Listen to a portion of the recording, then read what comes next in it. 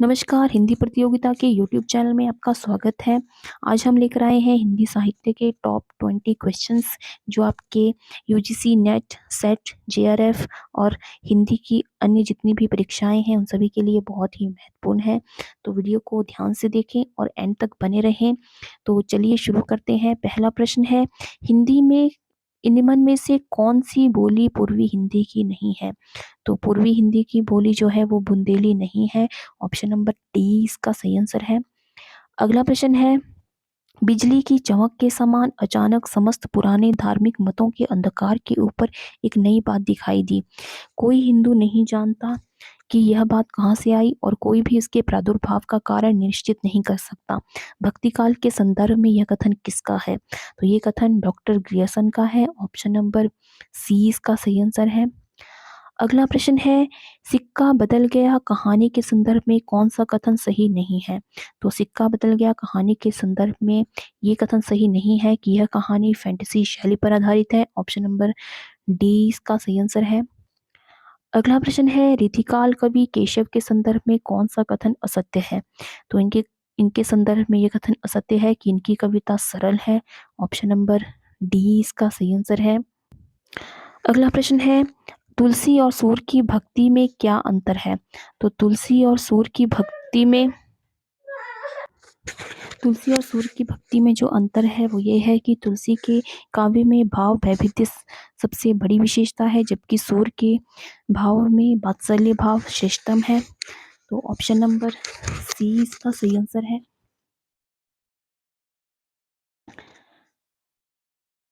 अगला प्रश्न है, राम भक्ति मार्ग में दाम्पत्य मूलक उपासना को लेकर चलने वाले श्रृंगारी भावना के प्रवर्तक कौन थे? तो वो थे अग्रदास। ऑप्शन नंबर ए इसका सही आंसर है। अग्रदास जो है राम भक्ति मार्ग में दाम्पत्य मूलक उपासना को लेकर चलने वाली श्रृंगारी भावना के प्रवर्तक माने जाते हैं।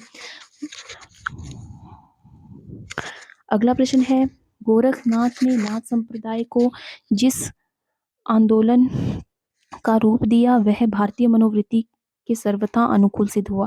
ये कथन किसका है? तो ये कथन डॉक्टर रामकुमार वर्मा का है। ऑप्शन नंबर डी इसका सही आंसर है। अगला प्रश्न है, निम्नलिखित में से किस नाटककार ने मध्यकालीन इतिहास से विषय वस्तु का चयन करते हुए भव्य ऐतिहासिक नाटकों की रचना की है? तो वो है हरिकृष्ण प्रेमी। ऑप्शन नंबर बी इसका सही आंसर है। अगला प्रश्न है, निराला की अधिकांश कविताओं की पृष्ठभूमि में राष्ट्रीयता का रंग विद्यमान मिलेगा। यह कथन किसका है? तो ये कथन भगीरथ मिश्र का है। ऑप्शन नंबर सी इसका सही आंसर है। अगला प्रश्न है, मैथिली शरण गुप्त के संदर्भ में कौन सा कथन असत्य है? तो यशोधरा कृष्ण पर आधारित काव्य है, तो ये बिल्कुल असत्य कथन है। ऑप्शन नंबर डी इसका सही आंसर है। अगला प्रश्न है, नई कविता की विशेषता नहीं है। तो नई कविता की विशेषता जो नहीं है वो ये है कि ईश्वर में आस्था और संशय की स्थिति जो है इसकी विशेषता नहीं है। ऑप्शन नंबर डी इसका सही आंसर है। अगला प्रश्न है, विवेकी राय के निबंधों की पहचान है। तो इनके निबंधों की पहचान जो है तो इनके निबंध जो है वैचारिक अनुशासन और कथात्मक प्रवाह की समन्विति जो है इनकी एक पहचान है। तो ऑप्शन नंबर सी, ए और बी दोनों ही सही है। अगला प्रश्न है, रूपवाद के विषय में सत्य कथन है। तो रूपवाद के विषय में जो सत्य कथन है वो ये है कि रूपवाद परंपरागत समीक्षा पद्धति से हटकर भाषिक घटकों या इकाइयों से नई दीप्ति के समान साक्षात्कार करता है और नई दीप्ति को चिन्हित करना ही रूपवादी समीक्षा का उद्देश्य है। रीति और विकृति रूपवाद में ही संबद्ध है। तो ये सभी जो है इसके विषय में सत्य है। तो ऑप्शन नंबर डी इसका सही आंसर होगा। अगला प्रश्न है, निम्नलिखित में से किसने अपनी आत्मकथा में राजनीतिक विचारों को प्रमुखता दी है? तो यशपाल ने जो है अपनी आत्मकथा में राजनीतिक विचारों को जो है प्रमुखता दी है। ऑप्शन नंबर 20 का सही आंसर है यशपाल। अगला प्रश्न है, उपन्यासकार ने मेरीगंज गांव के संपूर्ण जीवन को अंकित करने के साथ साथ किस समस्या को चित्रित किया है? तो इसमें उन्होंने आर्थिक समस्या को भी चित्रित किया है। ऑप्शन नंबर 20 का सही आंसर है। अगला प्रश्न है आधुनिकता के लक्षणों में कौन सा सही नहीं है? तो आधुनिकता विज्ञान व टेक्नोलॉजी के बगैर भी संभव है, तो ये कथन सही नहीं है, लक्षण सही नहीं है। अगला प्रश्न है खुसरो की हिंदी खड़ी बोली की विशेषताएं हैं, तो इसकी जो विशेषता है वो है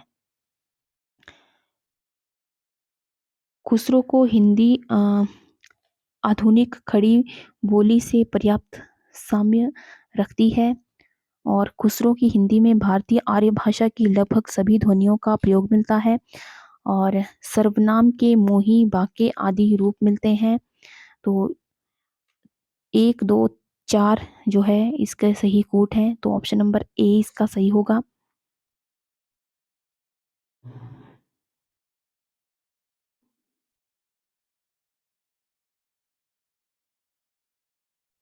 अगला प्रश्न है धरती धनना अपना उपन्यास में किसको चित्रित किया गया है?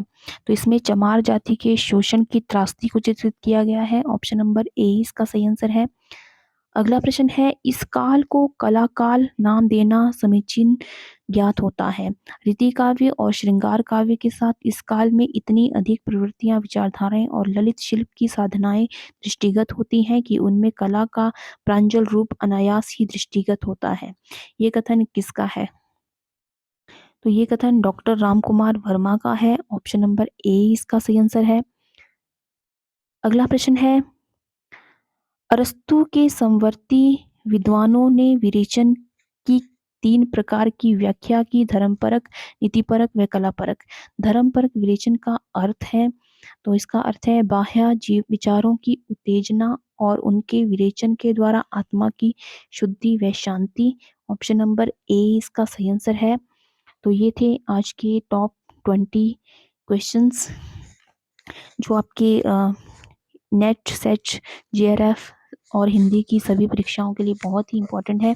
तो आई होप आपको ये वीडियो पसंद आया हो, तो वीडियो को लाइक शेयर और चैनल को सब्सक्राइब करना बिल्कुल ना भूलें। तो आज की वीडियो में बस इतना ही, मिलते हैं एक नई वीडियो में कुछ नए प्रश्नों के साथ। तब तक के लिए जय हिंद जय भारत।